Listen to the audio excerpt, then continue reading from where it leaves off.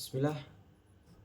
Di sini saya akan melanjutkan berkaitan dengan soal yang nomor 2, yaitu apakah tantangan dan peluang dalam menggunakan teknologi digital dalam tafsir terbawi dan bagaimana cara mengaplikasikannya dalam proses pembelajaran.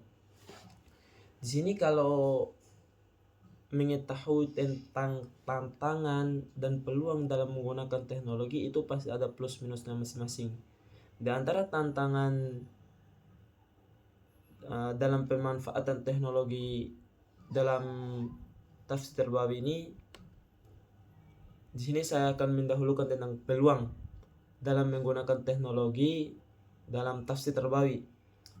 Yang pertama yaitu akses ke beragam sumber tafsir. Ketika kita menggunakan teknologi dan kita mencari referensi, kita mencari tafsir-tafsir, itu banyak. Itu salah satu peluang yang ketika digunakan teknologi dalam tafsir terbawi. Yang kedua,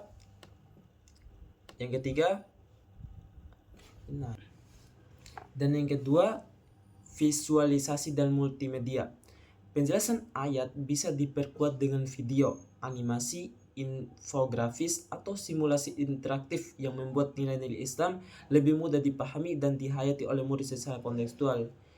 Yang nomor 2 ini yaitu satu ayat bisa diperkuat dengan sebuah video, animasi, integrasi atau simulasi interaktif yang membuat nilai-nilai itu bisa lebih mudah dipahami dan dihayati oleh seorang murid. Dan yang ketiga, personalisasi dan interaktivitas. Platform atau yang bisa dikenal e-learning memungkinkan pembelajaran lebih personal. Murid bisa belajar dengan kecepatan masing-masing dan berdiskusi secara interaktif lewat forum digital atau aplikasi tanya jawab. Yang keempat, peningkatan partisipasi dan refleksi.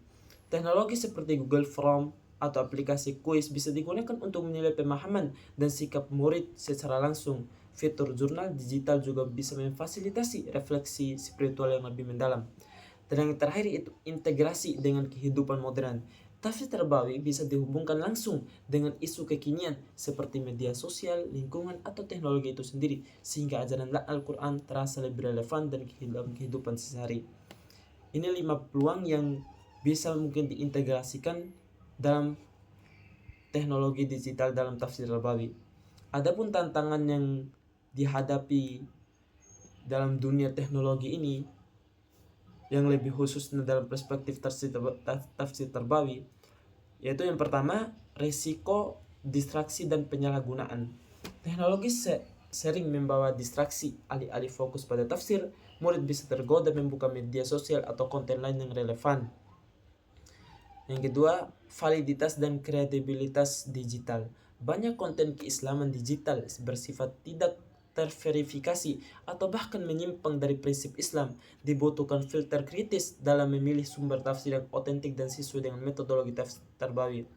Yang dimana yang nomor 2 ini menjelaskan terkait dengan informasi yang begitu banyak, sehingga di dalam Islam disuruh untuk dibutuhkan filter kritis, yaitu menyaring informasi yang bisa digunakan dalam tafsir terbawi, sehingga tidak semua informasi langsung dimasukkan ke dalam ajaran-ajaran gitu.